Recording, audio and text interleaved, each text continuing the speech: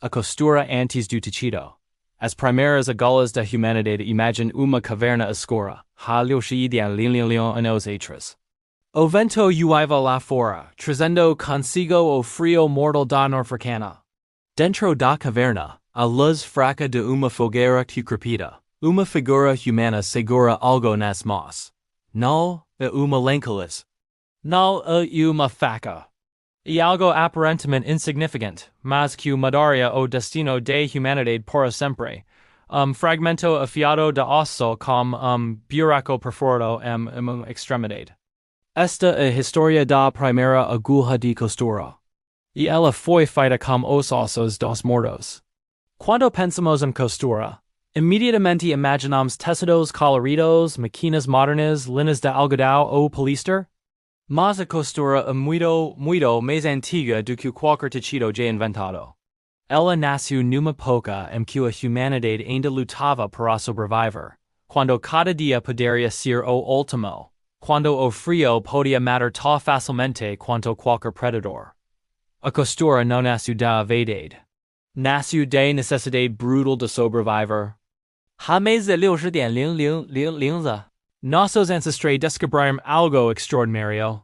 Que poderiam unir pelos de anime usando ferramentas feitas de ossos e fios feitos de tendões. Essa descoberta simples permitiu que a humanidade se expandisse para regiões que antes eram inabitáveis. Sem a costura, nunca teríamos conquistado os continentes gelados. Sem a costura, nossa espécie poderia ter sido extinta nas primeiras ondas da era do gelo. Mas aqui está o aspecto sombrio. O lado dark que poucos param para considerar. A primeira costura da humanidade foi literalmente feita com morte. As agulhas eram ossos arrancados de carcacas. As linhas eram tendos extraídos de músculos de anime ricam abatidos. As rupas eram peles cortadas usando cerebros, urina e podridão controlada. Cada ponto era uma pequena obra de necromancia prática, transformar os mortos em proteção para os vivos. A agulha de costura mais antiga conhecida foi descoberta na caverna Cebudo, na África do Sul, datando de aproximadamente 61,000 anos atrás. Pense nisso. Enquanto seus ancestrais naquela caverna sul-africana criavam a primeira agulha, eles não faziam ideia de que estavam inventando uma das ferramentas mais importantes da história humana. Para eles, era simplesmente uma questão de sobrevivência. Mas por que ossos? Por que não madeira ou pedra? A resposta é ao mesmo tempo prática e macabra. Os ossos de anime tinham a dureza necessária para perfurar couro resistente, mas não livres o suficiente para ser manipulados com precisão. Eles podem ser afiados a pontas extremamente finas sem se despedacaram. E, talvez mais importante, eles estavam sempre disponíveis. Toda cacada bem-sucedida fornecia não apenas comida e peles, mas também as ferramentas necessárias para transformar essas peles em roupas. Os habitantes do Paleolítico usavam ossos de anime como lebres, gatos selvagens e leões da montana para criar agulhas Magazine Luiza. Imagine segurar numa uma agulha feita do osso de leão da montana que voca mesmo cucu. Cada ponto que voca dava com aquela agulha carregava a forca daquele predador morto. Os mortos literalmente perfuravam os mortos para proteger os vivos. A ironia visceral e inescapável. Para se proteger do frio mortal, voca precisava matar. Para criar roupas que salvassem sua vida, voca precisava tirar a vida de outros seres. E então, usando pedacos daqueles que voca matou, voca literalmente costurava sua própria sobrevivência. Mas a história fica ainda mais fascinante e mais sombria quando entendemos que essa não foi uma invenção isolada. Há 50,000 anos atrás, uma agulha feita de osso de pássaro atribuída aos denisovanos foi encontrada na caverna Denisova, na Sibéria Odessas. Os denisovanos, nossos primos evolutivos extintos, também descobriram essa arte macabra. Eles também perfuravam ossos, extraíam tendos, costuravam peles. E mais, entre 100,000 e 23,000 anos atrás. Na China, agulhas de osso e marfim foram encontradas no sítio pré-histórico de Shogushin Odessas. Du Sol da Africa a Siberia congelada, de Europa as planicies de China, a humanidade independentment descobru que os ossos dos mortos poderiam ser transformados em fermentas de vida. Isso nos diz algo profundo sobre nossa espécie. Quando confrontados como extingue, somos incrivelmente criativos. Não apenas matamos para comer, transformamos cada parte do animal em algo útil, carne para alimento, peles para roupas, ossos para fermentas, tendos para costura, cerebros para curtir o couro. Nada desperdigado. Tudo tem propósito. Quando comparamos uma agulha moderna com as agulhas paleolíticas ilustradas, veremos pouca diferença. Ainda assim, os criadores destas agulhas eram os Magdalenias de Roca Cro-Magnon, há cerca de 30.000 anos Maquinazunio. 30.000 anos depois, nossa tecnologia básica de costura permanece essencialmente a mesma. Uma haste pontiaguda como um buraco numa extremidade. A simplicidade brutal e perfeita de design que funciona. Mas aqui está o que torna essa história verdadeiramente arrepiante. Cada uma dessas agulhas antigas representa não apenas uma ferramenta, mas uma história de morte. Algum animal foi cacado morto esquarteado.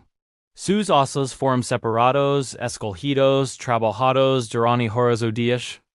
Algum sentiu, se provavelmente à luz de uma fogueira. E pacientemente raspou, poliu e perfurou aquele osso e transformá-lo numa agulha funcional. E intuo, usando tendos arrancados dos músculos daquele mesmo animal, eles começaram a costurar. Ponto por ponto, perforando peles curtidas, criando as primeiras roupas costuradas da humanidade. Cada movimento da agulha através do couro era uma pequena violência necessária. Perfurar, puxar. Ritmo meditativo de criacal através de destruical. A costura sua essência auto paradoxal. Voca destrói a integridade de material para criar algo novo. Voca perfura, rasga, viola a superfície, mas o resultado é unio forca protecal, e morte transformada em vida. E violência transformada em segurança. Nossos ancestrais entendiam isso visceralmente jeito que com nossas roupas compradas em lojas, nunca entenderemos completamente. Para eles, cada peça de roupa carregava o peso de morte que tornou possível. E assim como a história de costura, nas sombras frias de cavernas antigas com fermentas feitas de morte, criando proteção contra a morte num ciclo interminável de sobrevivência. Que coeria através de dezenas de milhares de anos chegar a voca agora vestindo roupas cujas origens remontam a essa primeira agulha de osso segurada por massas semanas há anos. Mas as agulhas eram apenas o cômico de história. O que eles usavam como linha? Como preparavam as peles? Os métodos que descobrimos a seguir são ainda mais macabros, ainda mais viscerais, ainda mais intimamente conectados com a morte. Aviso, o primeiro humano costureiro cores da roupa, mer escuro e preto estilo da roupa, peles pesadas costuradas à mão, aparência desgastada e chamuscada rosto, marcado por fuligem, cicatrizes e expresso seria visual geral, selvagem, intenso, com olhar determinado de sobrevivente, os ancestrais humanos do paleolítico cores da roupa, bege cinzentado estilo da roupa, couro cru, sem tingimento, simples e funcional. Rosto. Tracos fortes. Corpos endurecidos pelo frio. Aparência rústica visual geral. Cultivo primitivo. Aparência de tribo námade resistente. Os anime mortos. Figura simbólica. Cores da roupa. Marum profundo com vermelho escuro estilo da roupa. Peles naturale. Aspecto ritualístico. Textura passada rosto. Mascara simbólica feita de osso. Sem rosto humano. Visual geral. Macabro, tribal, representando a morte transformada em protecal os dinosovanos, cores da roupa. Preto acastanjado estilo da roupa. Peles densas e grossas adaptadas ao frio extremo. Rosto. Tracos largos. Mandíbula forte. Olhar profundo e misterioso visual geral. Ancestral robusto. Presença forte e silenciosa os Magdalenias Cro-Magnon. Cores da roupa. Marum claro e area estilo da rupa. Curo polido com detalces de ossos como adornos rosto. Bem definido. Expressivo. Cabelos longos e levemente desgranjados visual geral. Artisticamente primitivo. Cacador, habilidoso e creativo. Alinhe. Costurando com tendos dos mortos uma agulha sem linha inútil. Voca pode ter a ferramenta mais perfeitamente afiada do mundo. Mas sem algo para passar a trades de buraco e unir os materiais, voca tem apenas palido pontiagudo. Intuo surge a pergunta perturbadora. O que nossos ancestrais paleolíticos usavam como linha? Décadas de milhares de anos antes de inventar de fio de algodão, linho ou qualquer fibra vegetal processada? A resposta está literalmente dentro dos corpos dos animacules cacavam. Conectando cada músculo a cada osso, há faixas fibrosas de tecido incrivelmente fortes chamadas tendos. E nossos ancestrais descobriram que essas fibras naturais eram perfeitas para a costura. Tendão ou uma faixa fibrosa de tecido também conhecida como sinew. Tendos conectam músculos a ossos anime. Essas fibras foram usadas por muitas sociedades pré-industriais porque são fortes e duráveis history of information. Imagine a cena. Grupo de cacadores paleolíticos acaba de abater cervo ou uma rina. Enquanto alguns comicam a processar a carne para alimentação, outros têm uma tarefa diferente. Eles fazem cortes cuidadosos e precisos ao longo das pernas e dorso do animal, não para extrair carne, mas para remover os tendos. Aquelas tiras brancas e resistentes que brilham levemente sob a luz do fogo. Ossos de rina e outros anime encontrados nas cavernas mostram marcas de corte específicas na região dos tendos maquinas unio. Essas marcas não são aleatórias. E eles contam uma história de extraca deliberada e cuidadosa, provando que nossos ancestrais não apenas usavam os tendos ocasionalmente, mas os extraíam sistematicamente como recurso valioso. Mas aqui está onde o processo se torna verdadeiramente visceral e trabalhoso. Tendão fresco, recém extraído de animal morto, não pode ser usado imediatamente como linha. Ele é muito duro, muito rígido, muito intacto. Ele precisa ser transformado. E essa transformação é processo que exige paciência, força e uma timidez perturbadora como os restos mortais. O tendão precisa ser suavemente batido com uma pedra arredondada contra pedaço de madeira. E que a superfície dura começa a se quebrar. Depois de alguns minutos de batida constante, as fibras se dividem em uma massa fofa de fios World History Encyclopedia. Visualize isso. Voca está sentado numa caverna, segurando tendão ainda úmido de animal recém morto. Voca coloca esse tendão sobre pedaço de madeira e, com uma pedra arredondada na mão, começa a bater. No forte de me, o voca destruir as fibras. No muito fraco ou nada acontecera. E ritmo constante, meditativo, hipnótico. Bait. Lentamente voca sentia textura mudando sob a pedra. A superfície dura começa a se desfazer. As fibras começam a se separar. O que era cordal sólido começa a se transformar numa massa de fios individuais.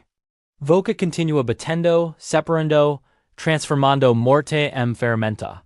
Mas o trabalho ainda não terminou. Agravem a parte que requer habilidade manual extrema e, surpreendentemente, os dentes. Os lápis, usando os dentes, separavam os tendos de rina em fios delgados, esfregando os de tempos em tempos com medula de rina para tornar los flexíveis pubmen mequinasia. Sim. Voca leu, cortamente. Usando os dentes. Nossos ancestrais e povos indígenas que mantiveram essas técnicas e tempos históricos literalmente colocavam os tendos na boca, mordiam cuidadosamente e puxavam para separar as fibras individuais. Era trabalho íntimo e nojento. Voca podia sentir o gosto. Podia sentir a textura na língua. Suas mãos ficavam cobertas de medula tutano de animal enquanto Voca esfregava os fios para manter-los flexíveis. Pense na dedicação necessária. Voca acabou de matar animal, processou sua carne, extraiu seus tendos, Batu esses tendos com pedras durante minutos ou horas. E agora está literalmente mastigando e puxando essas fibras com seus proprios dentes, esfregando gordura de titano nelas com suas mãos. Cada fio de linha que voca criava carregava su suor, sua saliva, su esforço físico direto. Mas aqui está o aspecto verdadeiramente extraordinário dos tendos como material de costura. Eles têm propriedades que nenhuma linha moderna consegue replicar perfeitamente. Tendão real de animal contém proteínas naturais que agem como cola e encolhal secar, intuo não precisa ser amarrado com ns history of information. Compreenda a genialidade disso. Quando voca costura com tendão úmido e o trabalho seca, o próprio tendão encolhe e se torna mais apertado. E como se as costuras se autoajustassem, tornando-se mais fortes como tempo.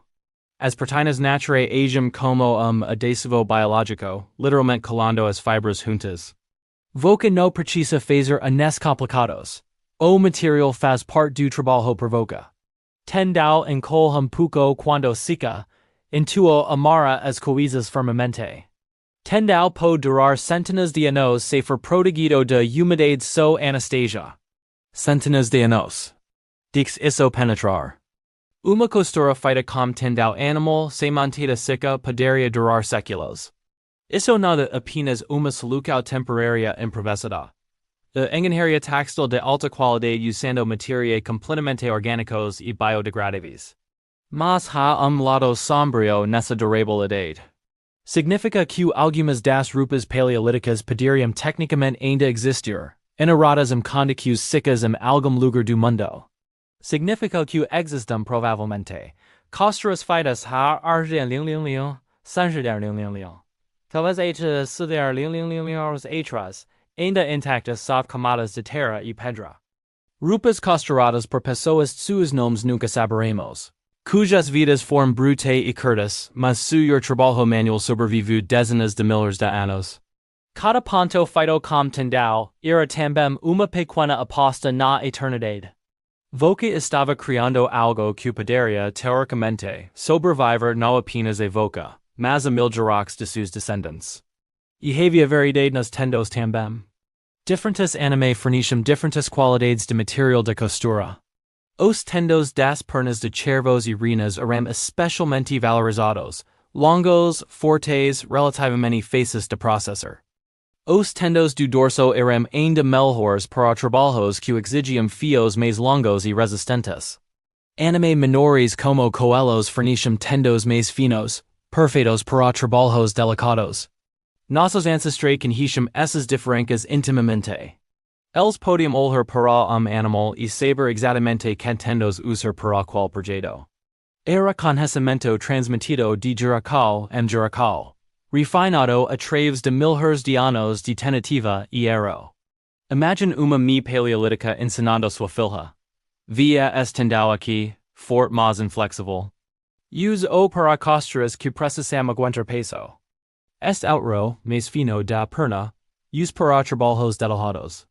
E sempre esfregue com medula enquanto trabalha, ou ficar quebradico.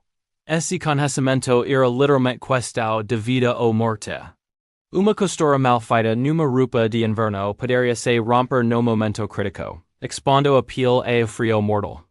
Uma escolha errada de tendão poderia significar roupas que se desintegravam quando mais necessárias. E assim, ponto por ponto, usando agulhas feitas de ossos dos mortos e linha feita de músculos dos mortos, nossos ancestrais literalmente construíam sua sobrevivência. Cada peça de roupa era mosaico de morte transformada. Ossos perforando, tendos unindo, peles protegendo. Mas ainda falta a parte mais importante da história. As próprias peles. Como eles transformavam couro duro, rígido e perecível em material macio, flexível e durável adequado para roupas? O processo que descobriremos a seguir é talvez o mais macabro de todos. Curtir peles usando cerebros dos anime mortos. E a choncha por ti ares disso. Absolutamente fascinante. Aviso. O primeiro humano costureiro cores da roupa. Maramiscuro e preto. Estilo da roupa. Peles pesadas costuradas a mar. Aparência desgastada e chamuscada rosto. marcato perfulgem. Cicaterizes y expreso seria visual geral, selvagem intenso, com olher determinado de sobrevivente os ancestres humanos do Paleolítico cores da rupa, bij ascensentado. Estilo da rupa, curo cru semtingimento, simples y funcional rosto. Tracos fortes, corpos endurecidos pelo frio. Apparencia rustica visual geral. Cultivo primitivo, apparencia de tribo namid resistente. Os animar mortos. Figura simbolica. Cores da rupa. Marum profundo com vermelho oscuro. Estilo da rupa. Peels naturae aspecto ritualistico. Textura pesada rosto. Mascara simbolica fita de osso, sem rosto humano. Visual geral. Macabro. Tribal, representando a morte transformada en protecao os denizovanos cores da rupa. Predo acastanjado. Estilo da rupa. Peels densas y grosas adaptadas a frío extremo rosto. Tracos largos. Mandibula forte. Olher profundo y misterioso visual geral. Ancestral robusto. Presenca forte y silenciosa os Magdalenias. Cro-Magnon cores da rupa. Marum claro y area estilo da rupa. Curo polido com details de ossos como adornos. Rosto. Bem definido. Expresivo. Cabellos longos y levemente desgranjados. Visual geral. Artisticamente primitivo. Cacador habilidoso y creativo. Curtindo pelos com cerebros. O proceso mais macabro voca tem sua gulha de osso. Voca tem sus fios de tendal cuidadosamente preparados. Agravoca precisa do material que va costurar, a pele do animal. Mas aqui está o problema brutal que nossos ancestrais enfrentarão. Uma pele fresca, ricam removida de animal morto, e completamente inadequada para fazer roupas. Pele crua quando seca torna-se dura como madeira. Ela racha, quebra, inflexível e desconfortável. Se mojada apodrece rapidamente. Desenvolve cairo horrível e literalmente se desintegra. Para transformar pele curo utilizable, macio, flexível, durável e resistente a decomposição. Ela precisa passar por processo chamado curtimento. E o método que nossos ancestrais descobriram é simultaneamente genial e absolutamente repugnante. Povos da idade de pedra, homens das cavernas e cacadores cultores todo o mundo têm algumas coisas em comum. Mergulhar peles cerebros e puxelas ficaram macias parece ser uma delas. Fazia parte da vida diária dos povos primitivos todos os continentes coroa de flores. Sim, voca leu cordimente. Cerebros. Nossos ancestrais mergulhavam peles de anime cerebros amassados. Isso não era uma prática isolada de uma única cultura. Era universal. De África a América. De Europa a Asia. Culturas que nunca tiveram contato umas com as outras descobriram independentemente que os cerebros de anime são perfeitos para curtir curo. Por quê? Qual é a lógica sombria por trás dessa prática macabra? O cerebro contém óleo suficiente para curtir sua própria pele. O cerebro colocado em galão de água morna e amassado para fazer uma solução na qual a pele mergulhada para renascer. Lia essa frase novamente, devagar, e dixe a ironia sinistra penetrar. Cada animal carrega em sua cabeça exatamente a quantidade química necessária para acessar sua própria pele. E como se a natureza tivesse embutido o manual de instructs dentro de cada criatura. Mate cervo e dentro de seu crânio está precisamente o que voca precisa para transformar sua pele em couro. Ironicamente, cervos tinham exatamente óleo suficiente, ou lechitina, em seus cerebros para adequadamente curtir suas próprias peles. O mesmo vale para outros anime incluindo vacas, guaxons e castores brasiliana iconográfica. Isso não é coincidência, é bioquímica. Mas imagine ser o primeiro humano a descobrir isso. Voca está processando uma carcaça, quebra o crânio para acessar os nutrientes do cerebro. Cerebros eram considerados alimento valioso. E em algum momento, alguém percebe que peles que entram em contato com material cerebral ficam mais macias, mais trabalháveis. Jurax de experimentar refinaram isso numa técnica precisa. Dix-me descrever o processo completo. toda sua gloria visceral e nauseante. Passo 1. Preparaquo initial da peel. Appeal differing saguada agua corrente durante a noite. Leva muito exag preventer assistantly. Voca acabou de remover a peel do animal. Ela está coberta de sangue, gordura, pedacos de carne e doritos. Su primero trabajo alivala riacho o rio y enzaguala repetidamente.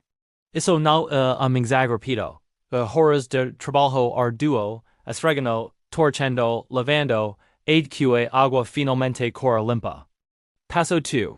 Remacao dos pelos, optional, mas comum. Se voca cuero liso sem pelo, precisa remover os pelos. Os metodos paleolíticos para fazer isso snow, memorvise, mergulhar a peel ácido suave, urina ira usada no passado. Dixar a peel apodrecer por varios meses ou pintar uma pasta de cal, cinza de madeira e agua ou conchas moitas fervidas em agua. Soltar os pelos preventer assistantly. Sim, urina. Nossos ancestrais cultivam urina humana e animal. Dixovam a peel mergulhada nela por dias ou semanas, e o ácido urico gradualmente soltava os pelos das raízes. Alternativamente, eles literalmente dixovam a peel apodrecer de forma controlada por meses, e que os pelos pudessem ser respeitados facilmente. O pelo era removido mergulhando a peel em urina, pintando-a com uma mistura alcalina de cal. Ou simplesmente permitindo que a peel apodreça por varios meses, e depois mergulhando uma solução de sal passe universal. Imagine o Cairo, imagine a textura. Imagine ter que trabalhar com uma peel que foi deliberadamente dixada apodrecendo, coberta de urina fermentada, esperando o momento certo para raspar os pelos. Isso não era trabalho para os fracos de estômago. Passo 3. A parte do cerebro o corpo do processo agora vem o metodo que define o crescimento cerebral. Prepare a solução do cerebro. Com restos de anime sendo prevalentes após cacadas, eles começaram a mergulhar suas peels em cerebros e gorduras de anime. Este era processo rápido, frequentemente completado em poucos dias sem materia porcostral. Voca pega o cerebro do animal, uma massa cinza rosada, mexa e gordurosa. Em tempos modernos, quando pessoas recriam essa técnica ancestral, eles usam liquidificares. Mas nossos ancestrais não tinham essa opção. Enquanto eu estava no balcão da cozinha como liquidificador minha esposa em alta velocidade, observei os cerebros de vidro sendo misturados em uma consistência espessa cor de morango NB. Nossos ancestrais amassavam o cerebro manualmente, esmagando-o com pedras, amassando-o com as mãos, misturando-o com água morna e criar uma pasta espessa e oleosa. Suas mãos ficariam cobertas de matéria cerebral. O Cairo seria intenso, doce, metálico, orgânico. Depois de criar essa pasta cerebral, a peel limpa era mergulhada completamente nela. Cada centímetro quadrado de couro precisava ser saturado com os óleos ilícitos do cerebro. O cortador massageria a solução na peel, trabalhando-a com as mãos, garantindo penetração profunda nas fibras. Mas por que os cerebros funcionam? A chancha partir stisso é fascinante. O tecido cerebral contém conteúdo bastante alto de gordura e óleo, que ajuda a explicar por que a mexa o couro, mantém-o flexível e o protege da água. Outro dos ingredientes ativos relevantes é o crescimento cerebral, composto chamado lecitina central crematorios. Lecitina emulsificante natural. Uma molécula que pode se ligar tanto a água quanto a gordura. Quando penetra nas fibras do couro, a lecitina literalmente se interpõe entre as proteínas da pele, impedindo que eles se liguem rigidamente quando secam. Os óleos lubrificam as fibras, mantendo-as deslizantes e flexíveis. Química orgânica perfeita. E aqui está a parte verdadeiramente notável. Funciona perfeitamente sem que voca precise entender nada sobre lecitinas, emulsificantes ou bioquímica. Nossos ancestrais não sabiam por que funcionava. Eles sabiam que funcionava. E isso era suficiente. Passo 6. Trabalhar o couro após o mergulho cerebral, a pele precisava ser trabalhada, esticada, paxada, dobrada repetidamente enquanto secava. Isso breves ligax entre as fibras de colágeno, criando material machio e flexible. Imagine horas de trabajo físico arduo.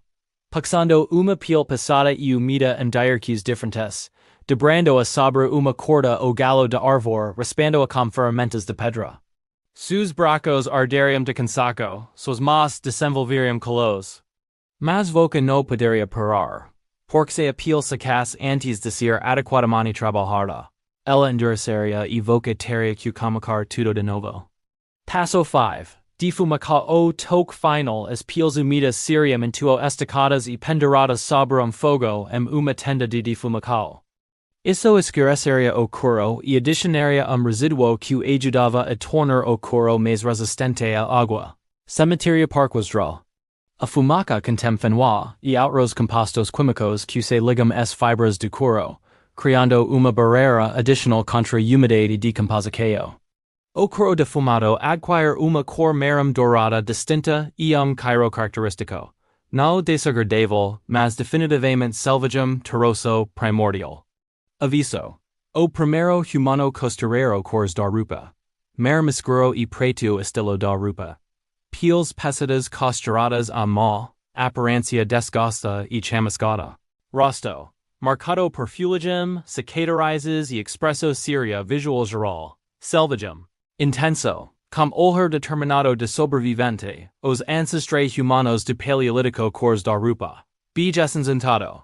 Estilo da rupa. Cru cru, sem tingimento, simples e funcional rosto. Tracos fortes, corpos endurecidos pelo frio. Aparência rústica visual geral. Cultivo primitivo. Aparência de tribo namid resistente. Os anime mortos. Figura simbólica. Cores da rupa. Merum profundo com vermelho escuro estilo da rupa. Peels naturale, aspecto ritualistico, textura pesada. Rosto. Mascara simbólica feita de osso, sem rosto humano. Visual geral macabro. Tribal. Representando a morte transformada en protecao os denisovanos cores da rupa. Preto acastanjado. Estilo da rupa. Peels densas y grosas adaptadas a frio extremo rosto. Tracos largos. Mandibula forte. Olhar profundo y misterioso visual geral. Ancestral robusto. Presenca forte y silenciosa os magdalenas, cro magnon cores da rupa. Murum claro y area estilo da rupa. Curo polido com details de osos como adornos rosto. Bem definido, expresivo, cabelos longos y levemente desgrenados. Visual geral. Artisticamente primitivo. Cacador habilidoso y creativo. A chancha sombria por tras do curtimento e outras técnicas. O curtimento cerebral não era apenas uma técnica aleatória que funcionava por sorte. Era e ainda processo químico sofisticado que nossos ancestrais paleolíticos dominaram através de milhares de anos de experimentação. Para verdadeiramente apreciar a genialidade sombria dessa técnica, precisamos entender o que realmente acontece quando voca mergulha pele cerebro amassado. Pele de animal é composta principalmente de colágeno, uma proteína fibrosa que forma estruturas longas e entrelaçadas. Quando animal morre e a pele é removida, essas fibras de colágeno começam naturalmente a se ligar umas às outras de forma rígida. E por isso que o couro não tratado fica duro como madeira. As fibras literalmente se colam, criando uma massa inflexível e quebradeiras. O curtimento. Seja com cerebros, tênis vegetae ou produtos químicos modernos, essencialmente o processo de impedir que essas fibras se colam permanentemente, mantendo as deslizantes umas sobre as outras mesmo depois de secas. Os cerebros conseguem isso de forma brilhante, através de múltiplos mecanismos químicos trabalhando simultaneamente. As gorduras e alhos do tecido cerebral literalmente lubrificam as fibras de colágeno, criando uma camada escorregadia entre eles. A lectina, sendo uma molécula amphifílica, que se liga tanto a água quanto a gordura, penetra profundamente nas fibras e atua como espectador molecular permanente. Mas talvez o aspecto mais fascinante seja este. O curtimento cerebral não é permanente da mesma forma que o curtimento químico moderno.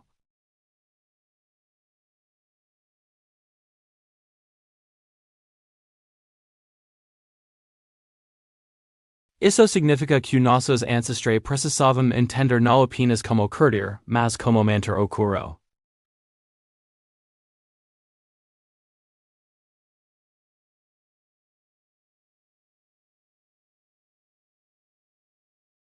El sabiam que curo malhado precisava ser trabalhado novamente enquanto secava. Sabiam que armazenar curo em lugares úmidos era desastroso. Sabiam que o defumacao ajudava a criar uma resistência mais permanente à água.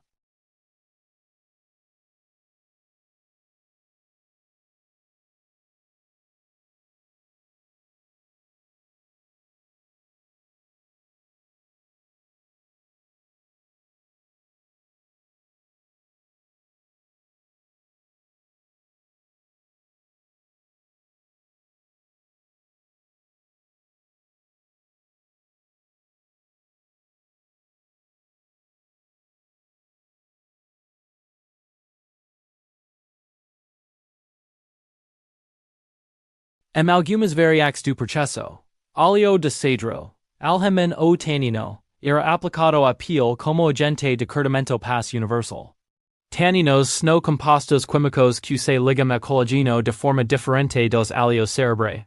Eles realmente alteram a estrutura molecular das fibras de proteína, criando ligas cruzadas que estabilizam o curo de forma mais permanente. O curtimento vegetal produz curo mais rígido, mais resistente à água, mas que leva muito mais tempo para processar às vezes meses ou 8 anos para curos mais pesados.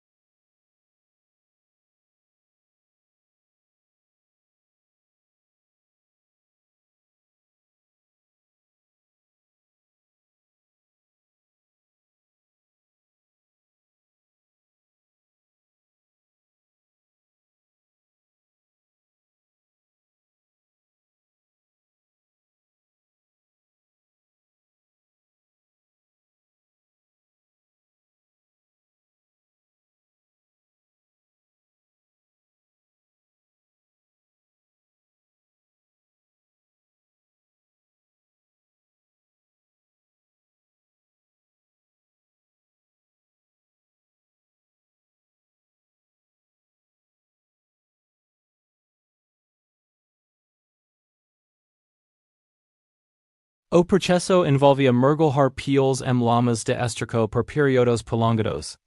O Cairo seria absolutamente insuportável, mas funcionava.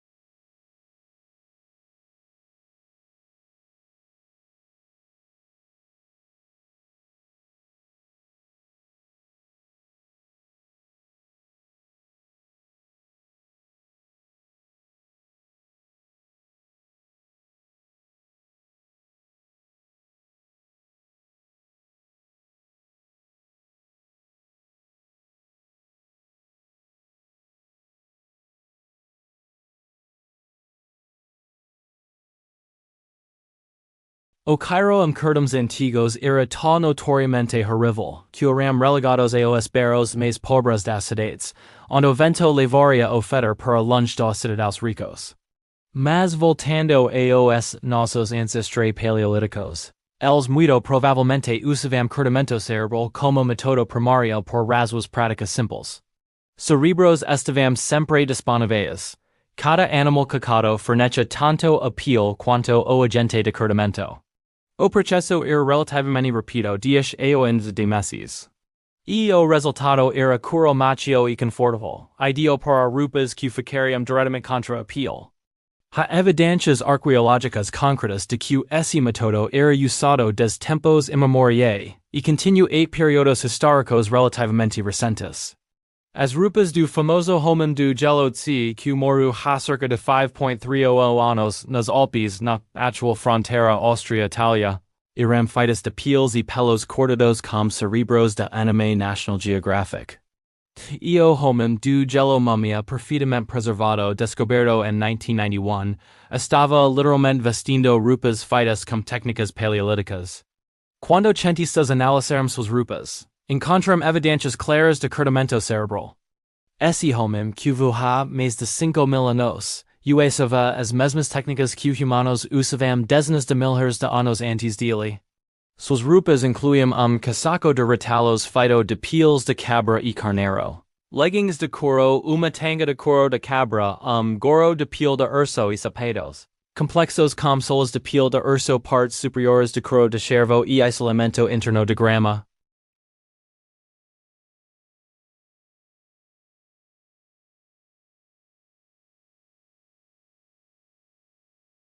Quando se foi encontrado, suas roupas ainda estavam intactas após mais de 5.000 anos. Isso demonstra não apenas a eficácia do curtimento cerebral, mas a durabilidade extraordinária de roupas bem feitas usando técnicas antigas.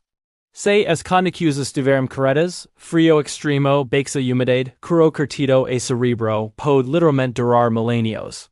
Isso significa que o algum lugar, provavelmente em cavernas profundas ou gelo glacial permanente, podem existir pecas de roupa ainda mais antigas de 10.000, 20.000, talvez 100,000 anos simplesmente esperando para serem descobertas. Roupas costuradas por pessoas que caçavam mamutes e rinocerontes lanudos, que compartilhavam o mundo com leões das cavernas e ursos gigantes.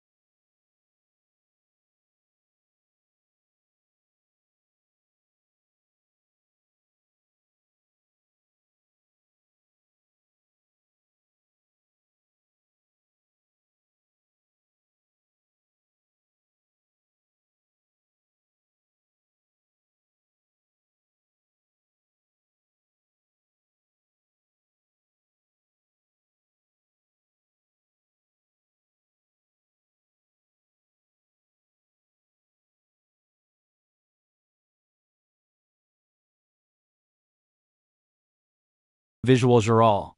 Cultivo primitivo, apparencia de tribo namid resistente, os anime mortos, figura simbolica. Cores da rupa, marum profundo com vermelho escuro. Estilo da rupa. Peels naturae, aspecto ritualistico. Textura pesada rosto, mascara simbolica feita de osso, sem rosto humano. Visual geral, macabro, tribal, representando a morte transformada en protecao os denisovanos. Cores da rupa. Preto acastanjado, estilo da rupa. Peels densas y grosas adaptadas ao frio extremo rosto. Tracos largos, mandíbula forte, olhar profundo y misterioso visual geral. Ancestral robusto. Presenca forte y silenciosa os Magdalenas, Cro Magnon cores da rupa. Marum claro y area estilo da rupa. Coro polido com detalles de ossos como adornos. Rosto. Bem definido. Expressivo. Cabelos longos y levemente desgranjados, visual geral, artísticamente primitivo. Cacador habilidoso y creativo. Criando a agulha. O processo artesanal de transformar morte en fermenta. Agora que entendemos os materiais, as peles curtidas y os tendos preparados, precisamos retornar a fermenta que torna tudo possível, agulha. Mas como exactamente voca transforma osso sólido y duro uma agulha funcional capaz de perforar coro resistente sem quebrar. O processo de criação de uma agulha paleolítica era uma forma de arte si mesma. Não era simplesmente pegar osso pontiagudo e começar a construir. Era trabalho meticuloso que exigia habilidade, paciência e compreensão íntima das propriedades dos diferentes tipos de ossos. Primeiro, voca precisava selecionar o osso certo. Nem todos os ossos servem para fazer agulhas. Ossos muito porosos se despedacam facilmente. Ossos muito grossos não difíceis de trabalhar e de afinar necessária. Ossos muito finos não têm força suficiente. Habitantes do Paleolítico usavam ossos de anime como lebres, gatos selvagens e leões da montana para criar agulhas Magazine Luiza. Ossos de pássaros eram especialmente valorizados por serem naturalmente acos e leves, mas ainda surpreendentemente fortes devido à sua estrutura interna detrálica. Imagine o conhecimento necessário. Olhar para uma carcaça e saber instintivamente que ossos produzirão as melhores agulhas. Os ossos longos e finos das pernas de pássaros. Os ossos delicados mais fortes das patas de pequenos predadores. As costelas finas de certos mamíferos. Cada tipo de osso tinha suas características únicas. Alguns eram mais fáceis de polir. Outros mantinham uma ponta mais afiada. Alguns eram mais flexíveis e resistentes à quebra. Uma vez selecionado o osso, começava o verdadeiro trabalho de transformação. Pedaço de osso era arredondado, provavelmente raspando o com uma lâmina entalhada, depois era esfregado em bloco sulcado de arnido para polimento e efiacal. Finalmente, o buraco do olho era perforado, furando alternadamente ambas as faces máquinas unio. Vamos descompactar esse processo passo a passo, porque cada etapa é uma pequena obra-prima de engenharia primitiva. Etapa 1. Cor e moldagem inicial, voca química com pedaço de osso. Talvez fragmento de aproximadamente 5 a 6 cm de comprimento. Usando uma lâmina de pedra lascada afiada, barrel ou cinzel de entalha. Voca química a raspar o osso, removendo material pouco a pouco. No acordar, a raspar. Uma aca repetitiva e meditativa. Rasp, rasp, rasp. Pode osso se acumular em suas mãos e ao seu redor. Voca está tentando criar uma forma aproximadamente cilíndrica, afinando gradualmente diarcal a uma extremidade que se tornará ponta. Trabalho tedioso. Movimento errado muito pressão e o osso pode racar ou lascar de forma irreparável. Voca pode ter investido horas de trabalho e perder tudo num único momento de descuido. O som seria distintivo, o ranger espero de pedra contra osso, rítmico e constante. Se voca estivesse fazendo isso numa caverna, o som ecoaria nas paredes de pedra, misturando-se com o crepitar do fogo e talvez vozes de outros membros do grupo realizando suas próprias tarefas. Etapa 2. Polimento efiacal uma vez que voca tem a forma básica, precisa refinar. Para isso, voca a pedra de arnido. Uma roca sedimentar com textura naturalmente abrasiva como lixa natural. Agulha era esfregada em bloco sulcado de arnido para polimento e efiacal naquelas unio. Esses blocos de arnido com sulcos foram encontrados em diversos sítios paleolíticos. Os sulcos não eram decorativos. Eram funcionais. Ao esfregar agulha em formicar repetidamente no mesmo sulco, voca criava uma superfície de trabalho que mantinha o osso no ângulo correto enquanto o polielas. Esse processo levava muito tempo, horas, talvez dias para uma agulha particularmente fina e delicada. Voca precisava polir uniformemente de todos os lados, gerando constantemente a peca de trabalho para garantir uma forma cilíndrica simétrica. A ponta precisava ser afiada gradualmente e ponto extremamente fino. Fino o suficiente para perfurar coro, mas não tão fino que quebrasse como a primeira aplicação de pressão. O polimento também removia qualquer imperfeito ou irregularidade na superfície. Uma agulha aspera travaria e rascaria a passer atraves de curo o tendao. Uma agulha perfidamente polida deslizaria suavemente, tornando a costura mais rapida, mais fácil y menos propensa a identificar os materiais. A medida que voce trabajaba, o osa mudaria de cor ligeramente, tornándose mais claro y lustroso. Por fino de oso y aranido cabriria suas mars. Voca precisaria ocasionalmente umdecer a superficie, com agua, saliva o gordura animal, para melhorar a aca de polimento, e evitar superaquecimento por fricção. ETAPA 3. Perforando olho. A parte mais desafiadora. Agravem a parte mais tecnicamente difícil de todo o processo. Criar o olho de agulha o pequeno buraco através do qual o tendal ou fio seria passado.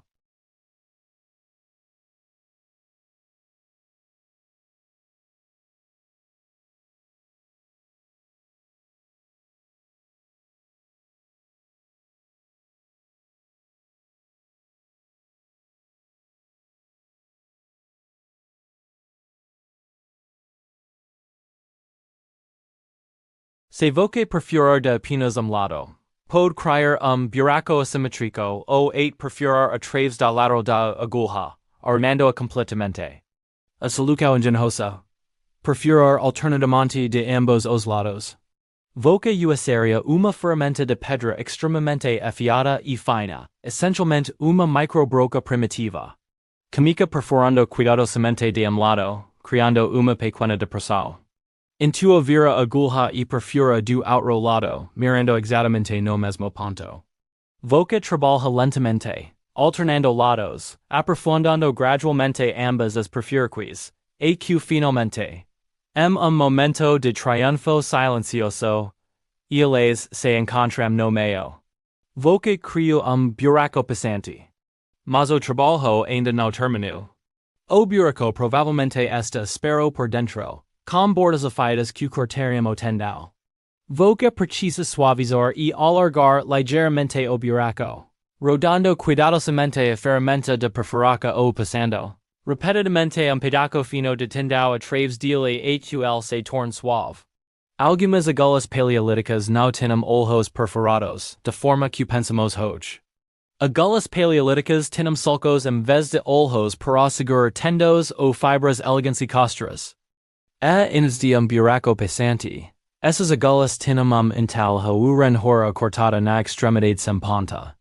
O tendal seria enrolado nesse sulco, seguro por fricção, e pela própria pegada do usuário. Este design alternativo tem vantagens.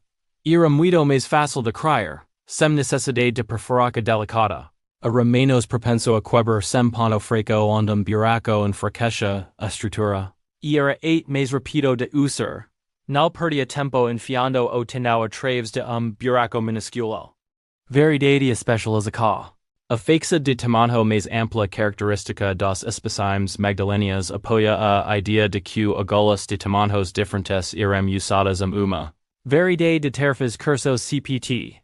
Nossos ancestrais não faziam apenas tipo de agulha. Eles criavam conjuntos completos de ferramentas, cada uma adaptada para trabalhos específicos. Agulhas grandes e robustas para perfurar couro pesado e grosso. Agulhas medias para trabalho geral de costura de roupas. Agulhas finas e delicadas para trabalho detalhado, talvez decorando pequenas espécies ou reparando rasgos pequenos. Aviso: o primeiro humano costureiro, cores da roupa, mer escuro e preto estilo da roupa. Peles pesadas costuradas a mão, aparência desgastada e chamuscada rosto, marcado por fuligem. Cicatrizes e expresso seria visual geral. Selvagem, intenso, com olhar determinado de sobrevivente os ancestrais humanos de Paleolítico. Cores da roupa.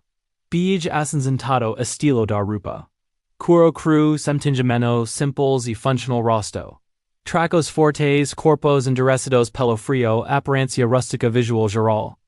Cultivo primitivo, aparência de tribo namid resistente, os anime mortos. Figura simbólica. Cores da roupa. Marrom profundo com vermelho escuro estilo da roupa. Peels naturae. Aspecto ritualistico, textura pesada rosto, Mascara symbolica fita de osso sem rostro humano, visual geral, macabro. Tribal, representando a morte transformada em protecao os denisovanos cores da rupa, predo acastanhado, estilo da rupa. Peels denses y grosses adaptadas ao frio extremo rosto.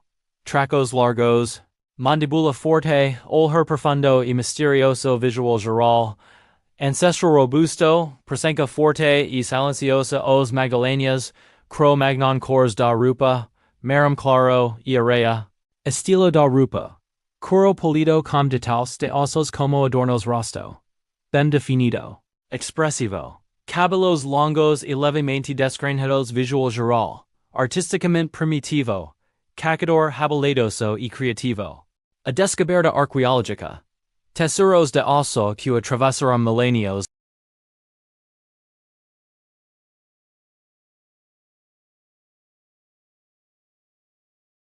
Sabemos todos esses detalhes porque arqueólogos têm desenterrado as proprias ferramentas que nossos ancestrais criaram. Agulhas de osso perfeitamente preservadas, blocos de arnido com sulcos gastos pela USO. E 8 historias on agulhas preciosas irão guardadas com cuidado.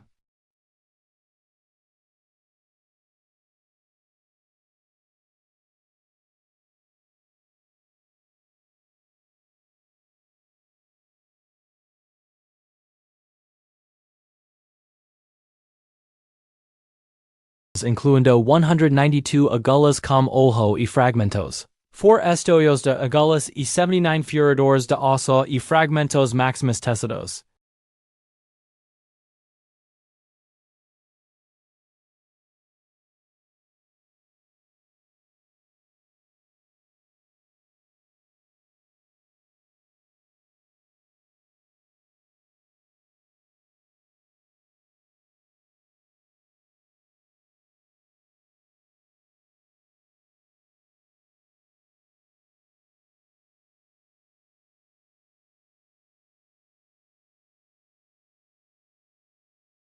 Quando Neanderthal possivelmente ainda existiam em bolsos isolados de Europa. Quando nossa própria espécie estava ainda expandindo seu domínio sobre o planeta. E lá, no frio brutal da Sibéria, pessoas estavam produzindo agulhas em escala quase industrial. Por que tantas agulhas? A resposta provavelmente está no próprio ambiente. Na Sibéria paleolítica, rupas não eram optional, eram absolutamente essenciais para a sobrevivência. A temperatura poderia facilmente cair para -40 degrees Celsius ou menos. Sem rupas adequadamente costuradas, multicamadas e isoladas, voca moraria de hipotermia em horas. Cada pessoa provavelmente precisava de múltiplas pecas de rupa, camadas internas, camadas externas, capuzes, luvas, botas. Tudo isso precisava ser costurado e costurado bem. E as agulhas quebravam, eram ferramentas delicadas sujeitas a estresse tremendo. Uma agulha quebrada no meio do inverno siberiano, quando voca precisa reparar rupas rasgadas, poderia ser uma sentença de morte. Intuo eles faziam agulhas em abundância. E não as guardavam descuidadamente, eles criavam estojos especiais para proteglas? Imagine esses estojos, provavelmente tubos ocos de osso ou chifer, polidos suavemente por dentro para não arranhar as agulhas preciosas. Talvez decorados no exterior com intals ou marcas de identificação. Esses não eram apenas recipientes funcionais, eram objetos de valor, provavelmente considerados posses importantes. Uma agulha bem feita representava horas de trabalho habilidoso. Perder uma agulha era perder esse investimento. Pior, se você perde suas agulhas e não podes fazer mais. Talvez por falta de ossos adequados ou ferramentas de pedra. Você poderia perder a capacidade de manter suas rupas e, portanto, sua vida. Os estojos de agulhas eram seguros de vida portáteis. Ampla distribuição geográfica, o que torna a história ainda mais fascinante, a que essas tecnologias aparecem independentemente em lugares vastamente distantes.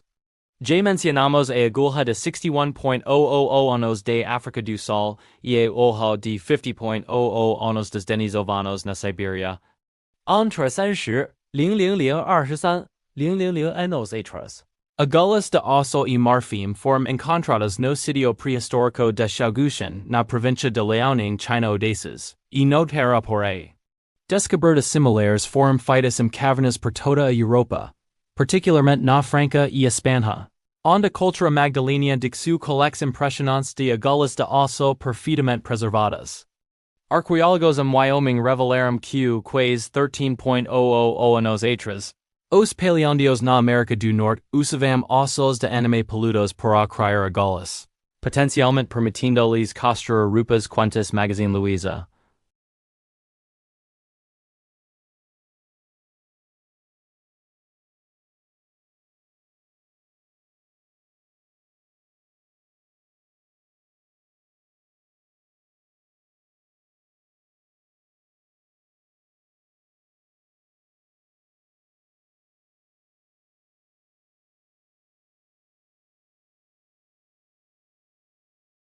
Quando comparamos uma agulha moderna com as agulhas paleolíticas ilustradas, veremos pouca diferença.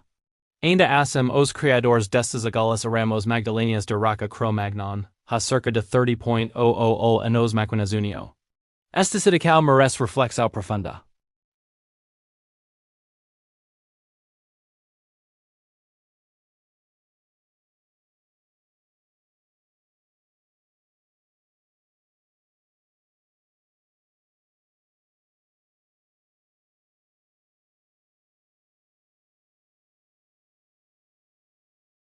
Voce pode fazer agulhas de materiais diferentes: bronze, ferro, aço, plástico, mas a forma básica permanece a mesma. Isso nos diz algo profundo sobre nossos ancestrais. Eles não eram primitivos no sentido de ser menos inteligentes que nós.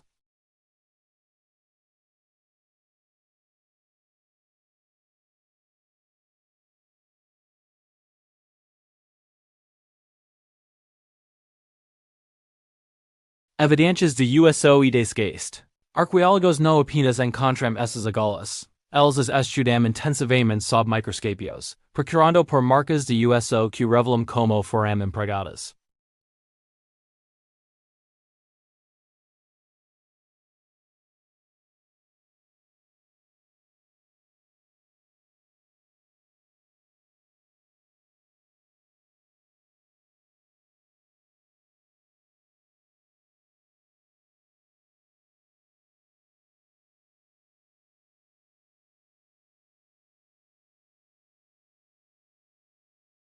Deformica da ponta indica quantas vezes ela perfurou materiais resistentes.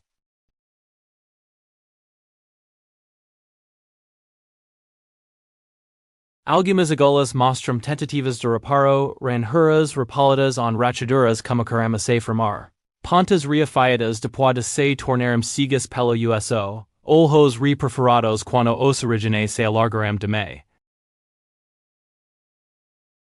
Eram passes valiosas, usadas at o limite absoluto de sua vida útil, reparadas sempre que possível, e apenas relativamente descartadas quando finalmente se tornavam inúteis. Materiais diversos embra ossos fossem o material mais comum, nossos ancestrais experimentavam com tudo que funcionasse. Agulhas também podiam ser feitas de raízes de dentes superprof. Raízes de dentes, a parte do dente que normalmente fica embutida na mandíbula, são compostas de dentina, material extremamente duro e durável. Para grandes animais como mamutes alces ou grandes predadores, as raízes dos dentes eram longas o suficiente para serem trabalhadas em agulhas. O resultado seria uma ferramenta excepcionalmente dura e resistente ao desgaste. Marfim de mamute era outro material premium. Mais duro que o osso regular, marfim poderia ser polido et embrulho quase vitrio, e mantinha uma ponta afiada por muito mais tempo. Mas era também muito mais difícil de trabalhar, exigia ferramentas de pedra de qualidade superior e muito mais tempo de polimento. Chifres de cervos e outros anime oferecem ainda outras propriedades.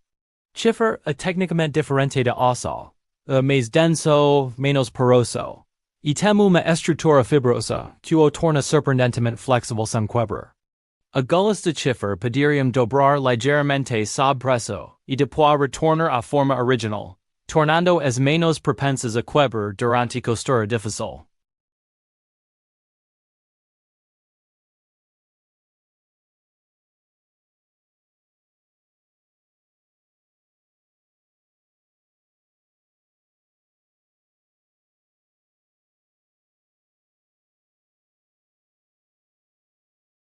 Encontram furadores, pontas de ossa ou pedra usadas para fazer buracos inicie no curo. Encontram facas de pedra para cortar pedras. Encontram pedras de polimento.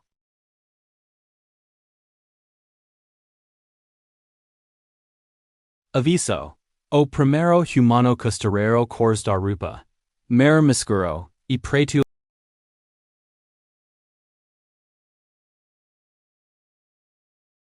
Rosto. Marcado por fuligem, cicatarize expresso seria.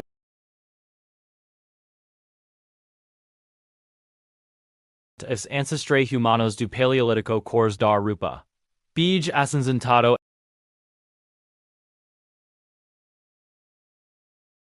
Rosto. Tracos fortes. Corpos endurecidos pelo frio. Apparencia rustica.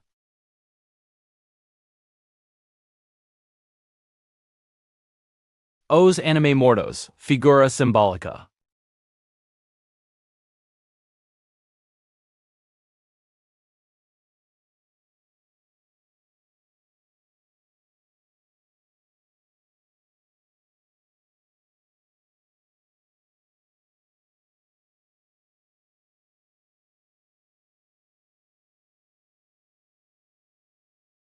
Cores da rupa.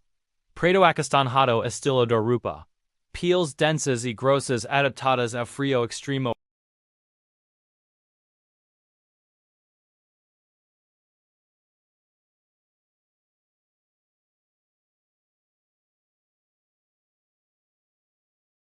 Cores da rupa. Marum claro e areia.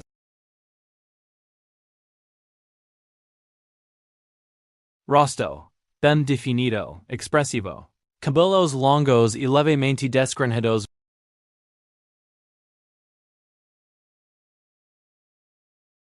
A ira do gelo. Costura o mor. Para verdadeiramente entender por que a costura era tão crucial. E por que sua venca marca ponto de virada crítico na história humana. Precisamos nos colocar no contexto ambiental brutal que nossos ancestrais enfrentaram. Não estamos falando de livre desconforto sazonal. Estamos falando de frio que mata. A criação de corda e agulhas ajudaria os humanos vivendo em regiões mais frias a sobreviver durante a era do gelo. Toda a era do gelo durou cerca de 100.00 anos. Mas o último grande congelamento foi há cerca de de 0.011. Bem na pouca que as pessoas estivam começando a costurar. Pontifícia Universidade Católica de São Paulo.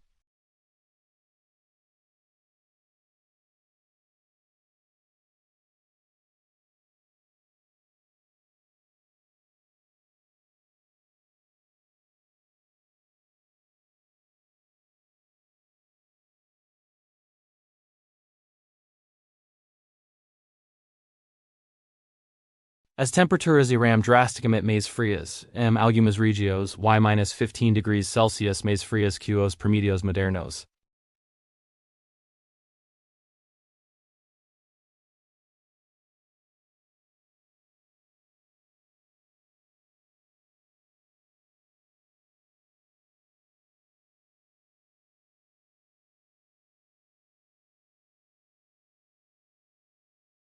Agora imagine tentar sobreviver nesse ambiente usando apenas peles de anima amarradas ou enroladas ao redor do corpo, o método PR costura de rupas. Cada movimento cria lacunas. O vento penetra. A neve chuva congelante encontram aberturas. Voca esta constantemente ajustando, reagrupando, tentando manter as peles no lugar. E enquanto faz isso, suas mãos ficam expostas e começam a congelar. Inadequado. Totalmente inadequado. Mas peles costuradas juntas? Isso muda tudo. Uma vez equipados com tais vestimentas, Os humanos modernos tiveram a capacidade de expander su alcance para lugares dos que foram previamente excluídos devido à amiga da hipotermia ou morte por exposição Magazine Luiza.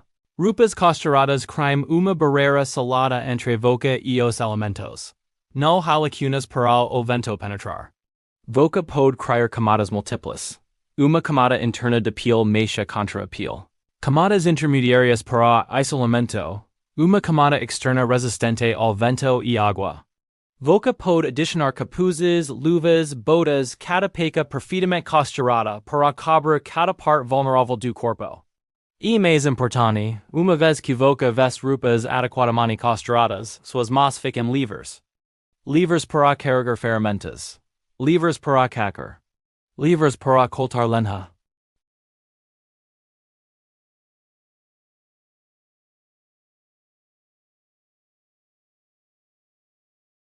Esta não é uma melhoria marginal. E transformadora. A diferença entre territórios marginalmente habitáveis e territórios plenamente colonizáveis. Pense no que isso significa em termos de expansão humana.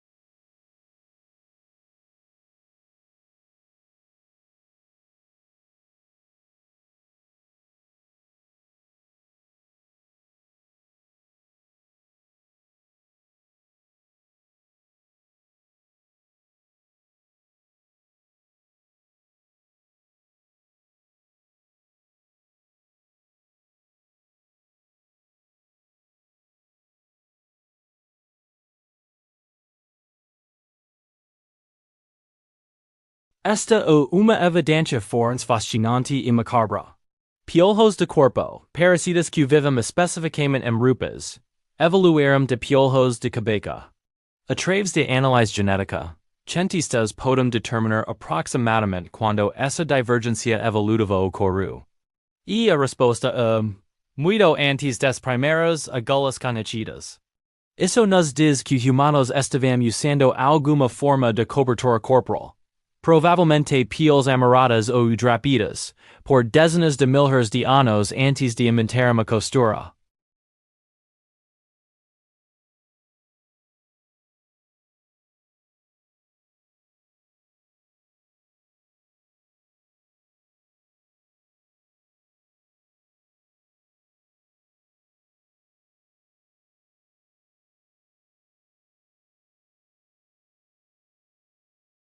Invenca de agulha de costura transforma roupas inadequadas em sistemas de sobrevivência genuínos. Há aspecto psicológico nessa história que raramente é discutido.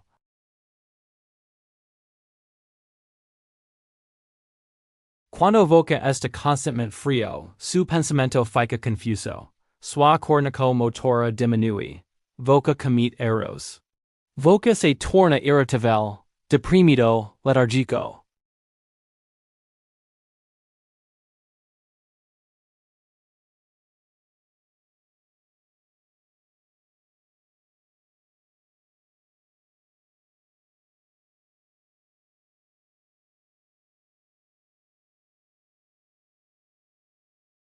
Voca pode planear.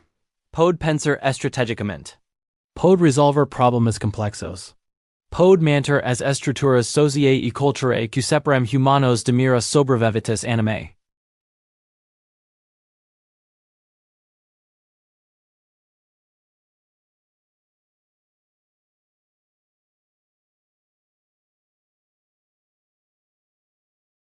O custo do fracasso.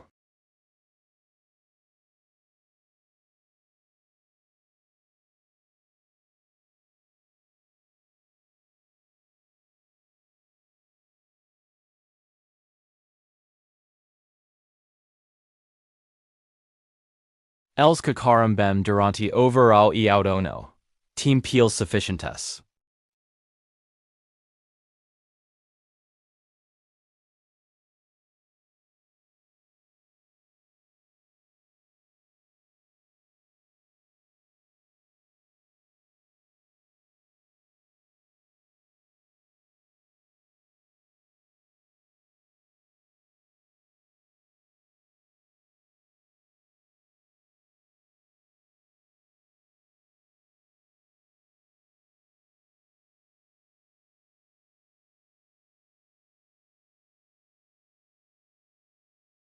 Suas costuras snow fracas irregulars as rupas se desmontam sob estress as temperaturas despencam.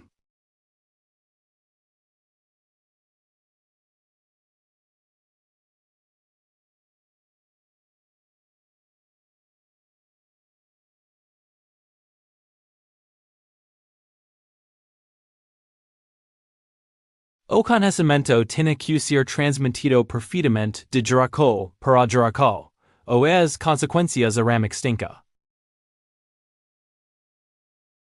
Cores da Rupa, Maramascuro e Preto estilo da Rupa, peels pesidas costradas a mão, aparência desgastada e chamuscada rosto, marcado por fuligem, cicatrizes e expresso seria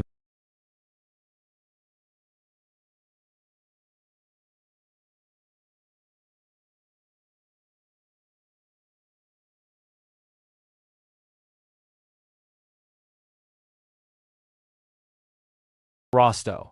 Tracos fortes, corpos endurecidos pelo frio, aparência rustica visual geral.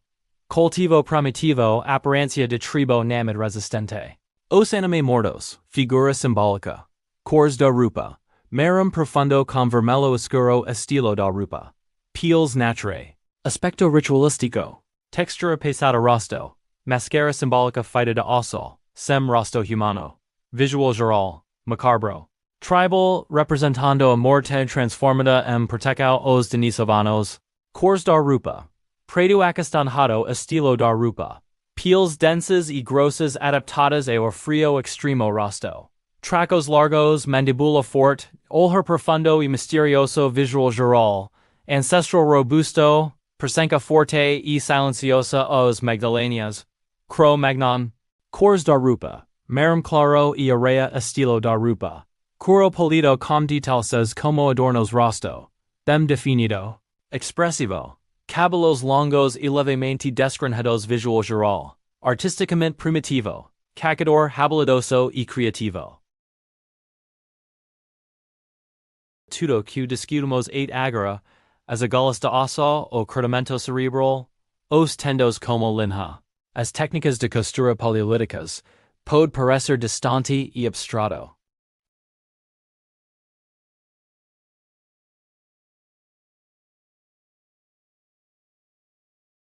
Homem suyo corpo y rupas foram preservados por mais de 5.000 anos conicidos quais perfeitos?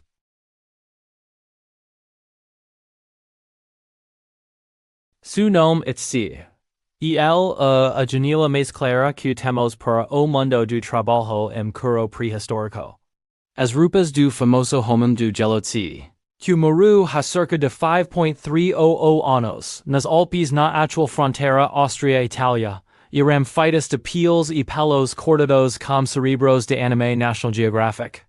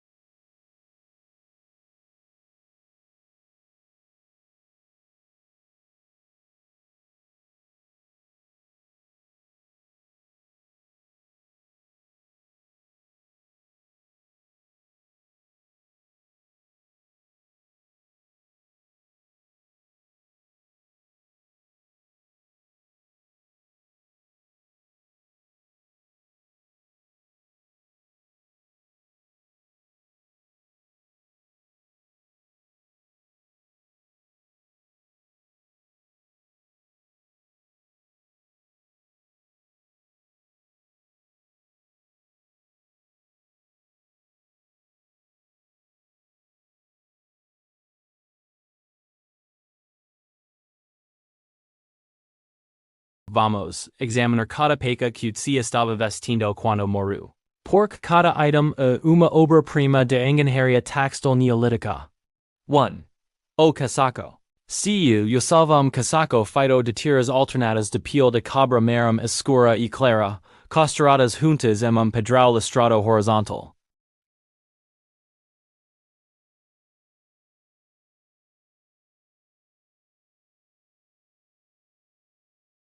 O casaco era de comprimento e de cintura, com mangas compridas.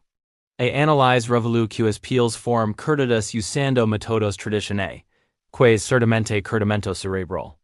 As costuras eram feitas com tendos de animai, exatamente como descrevemos.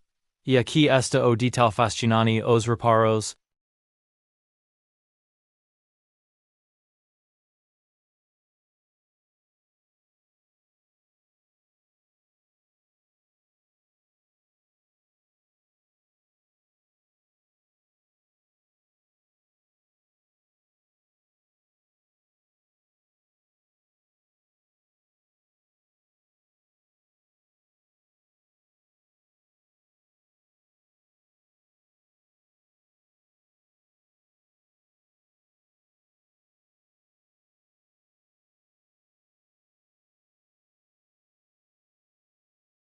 As leggings mostravam desgaste considerable, especialmente nos joelhos e tornozelos, áreas de alta fricção. Novamente, havia evidências de múltiplos reparos. Se claramente usava essas roupas intensivamente. 3. A tanga.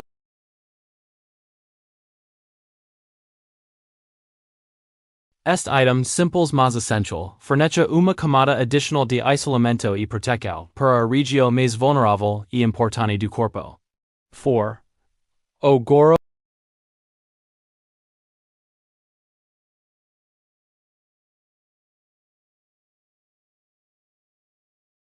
Isso nos diz algo importante. Se o uso povo cacavam e matavam ursos, predadores extremamente perigosos.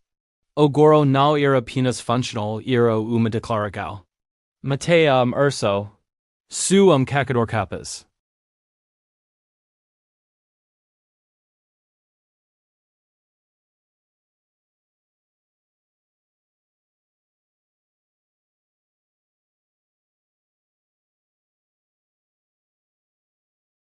Bom gorro pode literalmente ser a diferença entre vida e morte em ambientes gelados. 5. Os sapatos obras primas de engenharia.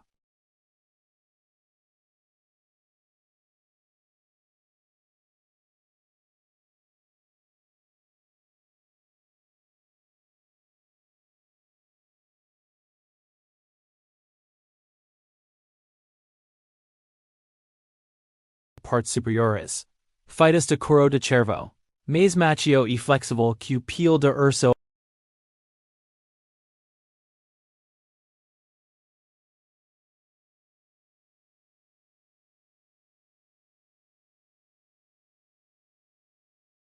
Esta a tecnologia multicamada sofisticada.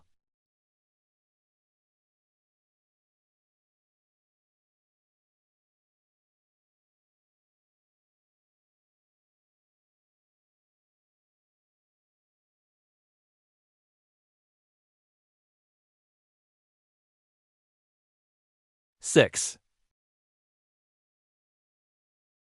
Talvez a peca mais incomum era uma caipa ou manto feito de grama trancada. Isso provavelmente servia como camada externa impermeável. Grama trancada densamente repele água efetivamente, enquanto ainda permite alguma respirabilidade.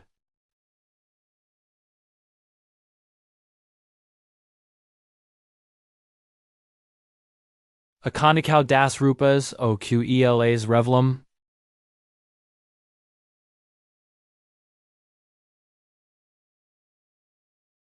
Não eram roupas cerimônia imaculadas feitas especialmente para alguma ocasião especial.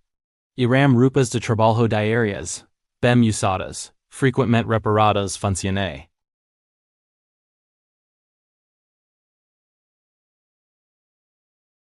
Voca não descartava casualmente roupas que levaram dezenas ou centenas de horas para criar.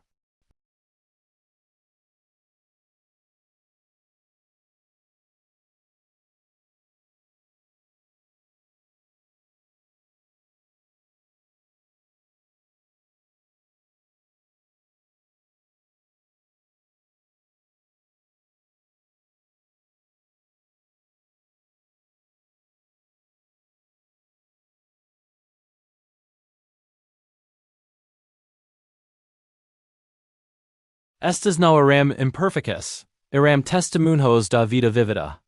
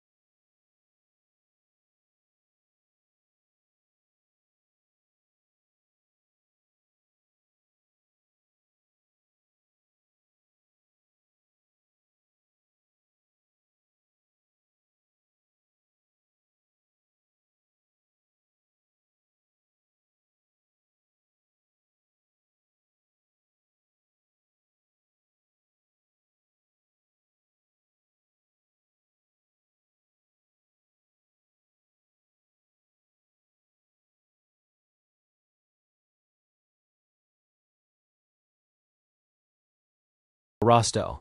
Marcato por fuligem, cicaterizes e expresso seria.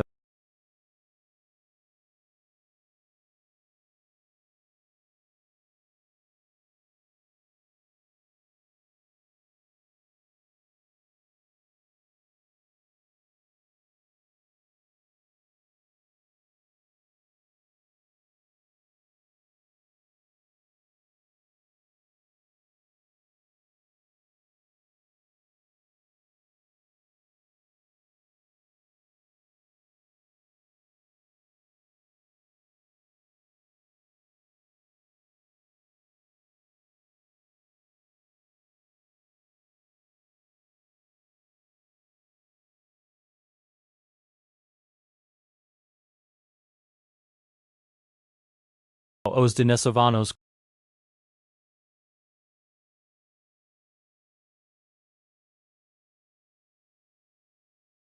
Rosto. Tracos largos, mandibula forte.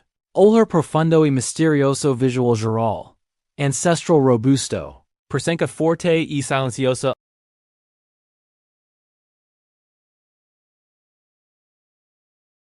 Estilo da rupa. Curo polido con detalsu, como adornos.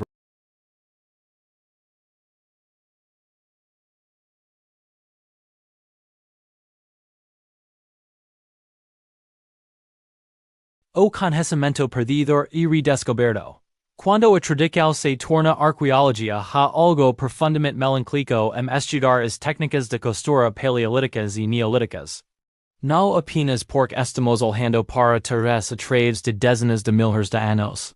Mas porque esse conhecimento vital, refinado através de incontáveis geraques, testado em batalha contra a própria morte foi quase completamente perdido. Por centenas de milhares de anos, a fabricaco de agulhas de osso, o curdimento cerebral de peles, extraca e preparação de tendos para a costura, eram habilidades essenciais à sobrevivência. Conhecimento transmitido meticulosamente de pais para filhos, de avós para netos, preservado como mesmo cuidado que as próprias agulhas. Perder esse conhecimento significava morte. Intuo, piscar de olhos histórico, tudo mudo. A domesticago de plantas e anime true fibras vegetae cultivadas, linho, depois algodão. A descoberta da metalurgia true agulhas de bronze e ferro que não quebravam tão facilmente quanto as de osso.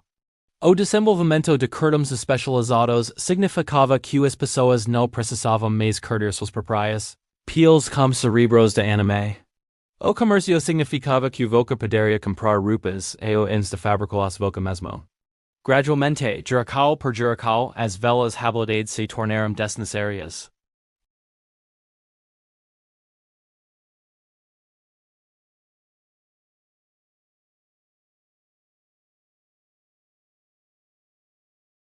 Exceto alguns lugares.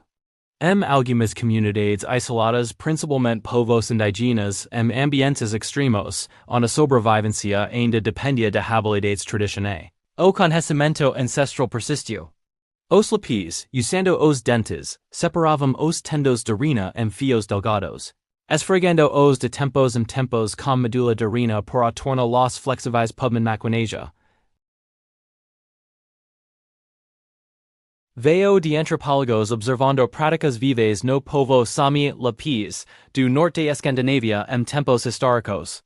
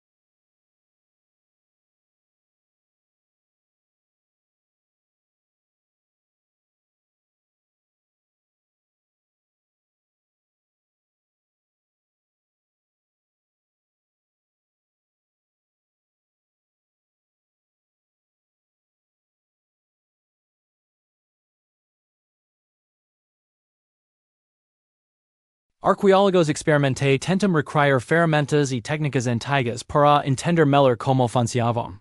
Praticantes de habilidades primitivas procuram reconectar-se com tecnologias ancestrais.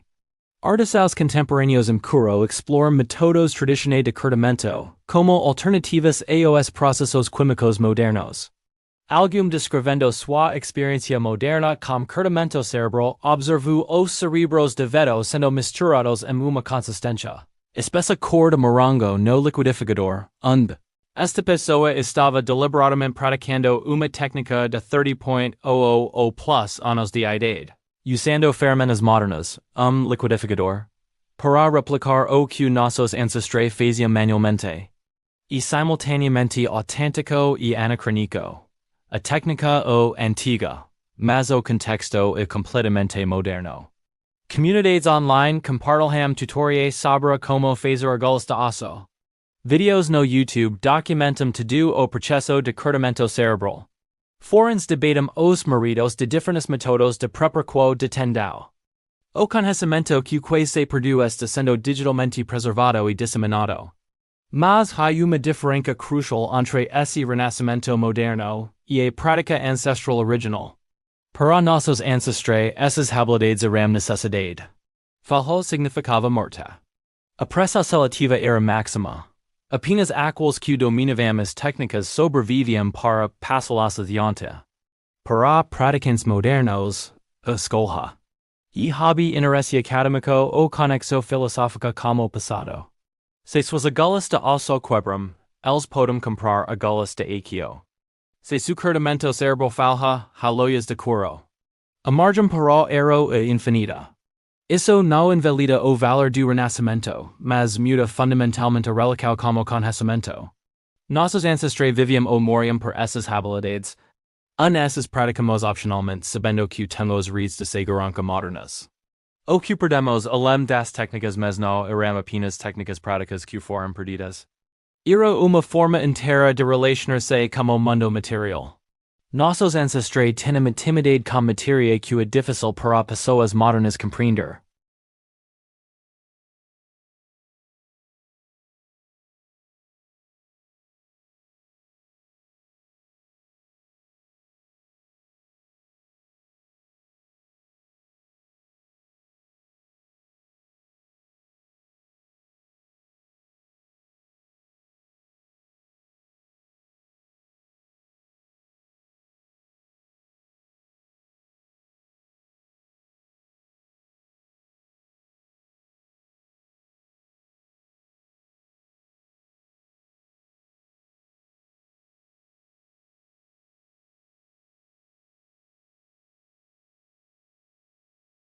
Medulla para comer y mechar tendos.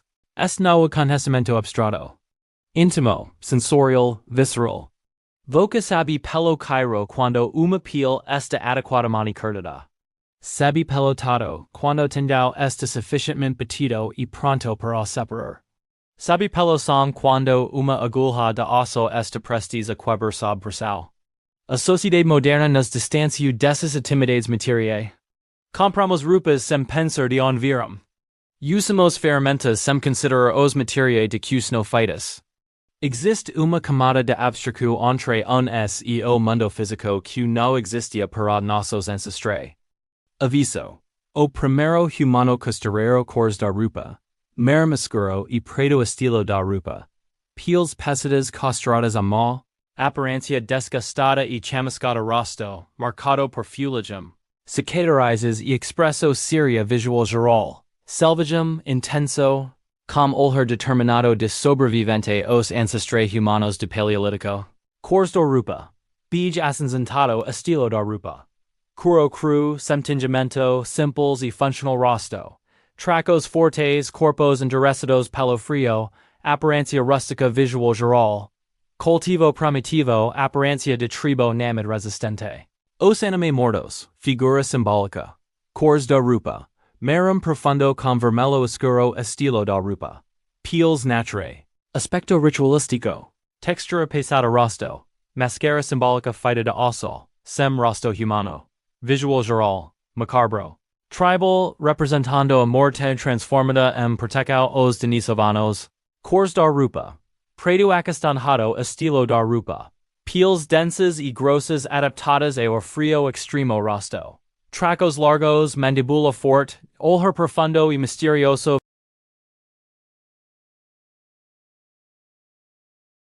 Os Magdalenias. Cro-Magnon. Estilo da rupa. Curo polido com detalces como adornos rosto. Them definido. Expressivo. Cabelos longos e levemente desgranjados visual geral. Artisticamente primitivo. Cacador habilidoso e criativo. Fecamento. O fio que nos conecta a morte e a vida chegamos ao fim de nossa jornada através da história sombria da costura antes do tecido. Mas antes de fecharmos, precisamos fazer uma pausa para refletir sobre o significado profundo de tudo que descobrimos. Porque esta não é apenas uma história sobre técnicas antigas.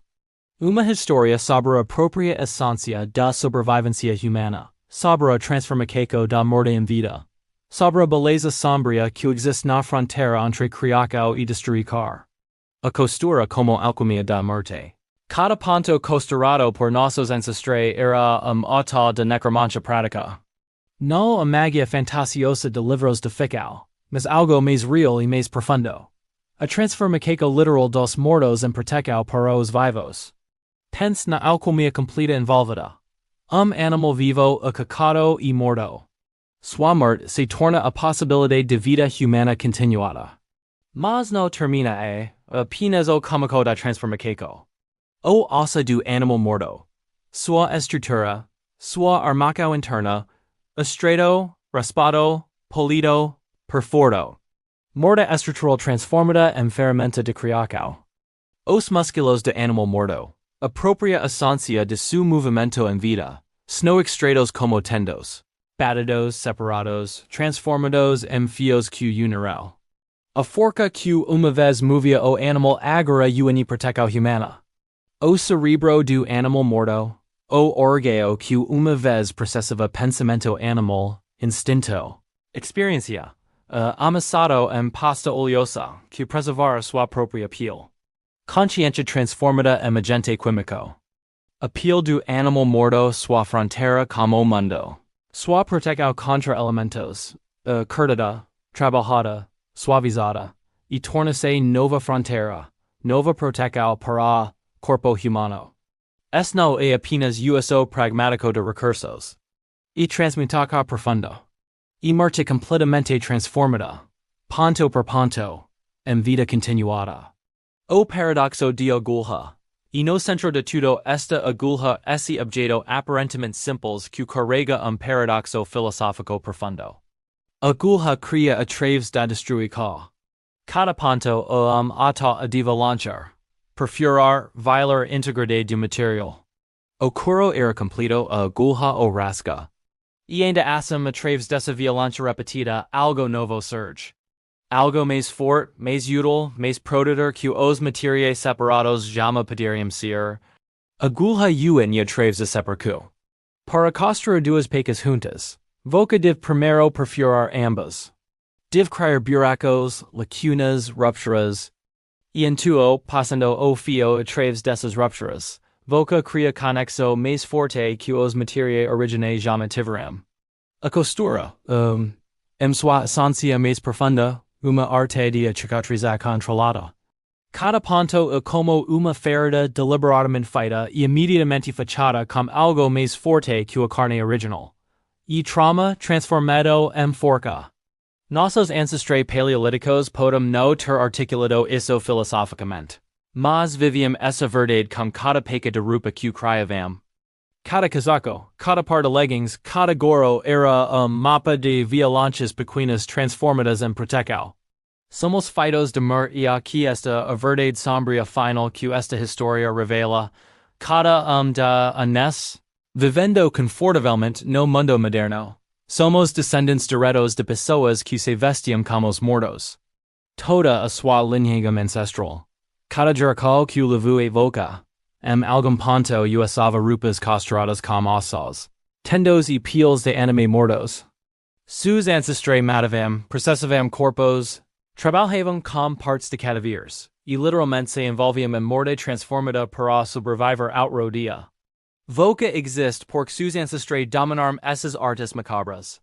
Voca existe porque alguém, dezenas de milhares de anos atrás, descobriu que ossos de mortos podiam perfurar peles de mortos. Voca existe porque jurax inclinaveas refinaram essas técnicas, transmitiram esse conhecimento, sobreviveram frios morte usando morte para combater morte.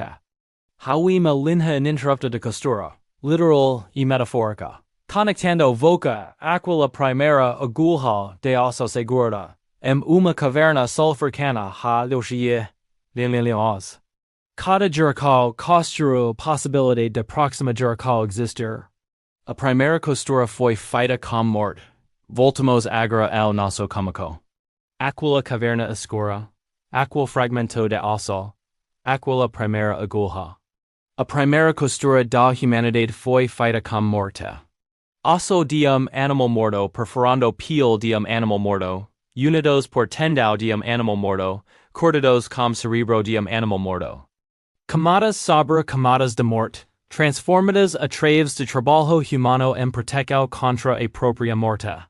E essa primeira costura ecu atraves de todo o tempo humano subsequente.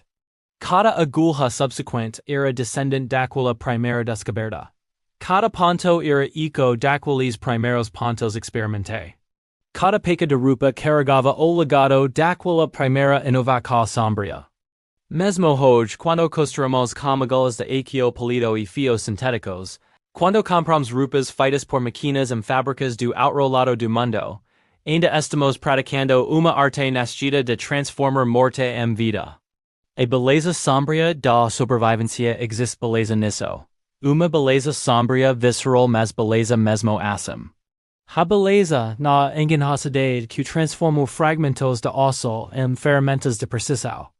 A beleza na química orgânica do cortamento cerebral, funcionando perfeitamente sem compreensão científica. A beleza no conhecimento transmitido através de jurax, preservado não em livros, mas em mas habis e memória muscular.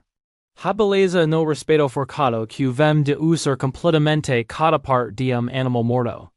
A beleza na economia de recursos nascida de necessidade. Onde nada era desperdicado porque desperdício significava morte. A beleza na durabilidade de artefatos feitos para durar porque substituixes não eram triviae. E a beleza na pura persistência humana, na recusa de nossos ancestrais simplesmente e citar extinta. Quando confrontados com frio humitaria, eles não desistiram. Encontraram soluções. Criaram tecnologias. Transformaram morte em vida literalmente. Ponto por ponto. O legado silencioso hoje, Voca provavelmente esta vestindo rupas en cuanto li hizo. Talvez algodão cultivado en campos industriais. Talvez poliéster sintetizado de petróleo.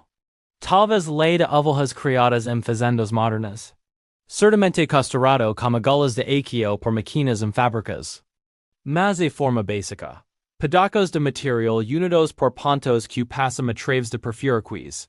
Permanece inalterada desde aquila primeira agulha paleolítica. A tecnologia evoluiu. Os materiae mudaram, a escala industrializa. Mas o principio fundamental permanece idónico. Voca esta vestindo a historia. Voca esta vestindo en uvaca de inconaveas gerax animas. Voca esta vestindo a transformacaco de muerta em vida, que permitiu que a humanidade conquistes cada ambiente do planeta. Cada costura em sua rupa a descendant direita daqueles primeiros pontos feitos como golas de osso e tendos de anime. Cada peca de rupa que voca possui carrega o fantasma daquelas primeiras rupas de pele. Curtidas com cerebros e costuradas em cavernas frias para proteger contra a morte por exposição. Aviso. O primeiro humano costurero cores da rupa. Mera escuro e preto estilo da rupa. Peles pesadas costuradas à mão. Aparência desgastada e chamuscada rosto. Marcado por fuligem, cicatrices e expresso seria. Visual geral. Selvagem intenso. Com olhar determinado de sobrevivente, os ancestrais humanos de paleolítico cores da rupa. Bege acinzentado. Estilo da rupa. Curo cru, sem tingimento, simples e funcional rosto. Tracos fortes, corpos endurecidos pelo frio. Aparência rústica visual geral. Cultivo primitivo. Aparência de tribo námide resistente. Os anime mortals. Figura simbólica. Cores da rupa. Marum profundo com vermelho escuro estilo da rupa. Peles naturae aspecto ritualistico. Textura pesada rosto. Máscara simbólica feita de osso humano. Visual geral, macabro, tribal, representando a morte transformada en protecao os denisovanos cores da rupa preto acastanjado. Estilo da rupa. Peles densas y grosas, adaptadas a frío extremo rosto. Tracos largos. Mandíbula forte. Olhar profundo y misterioso visual geral. Ancestral robusto. Presenca forte y silenciosa os Magdalenias Cro-Magnon cores da rupa. Marum claro y area estilo da rupa. Curo polido com detalisa osos como adornos rosto. Bem definido, expressivo, cabelos longos y levemente desgranjados. Visual geral. Artisticamente primitivo. Cacador habilidoso y creativo.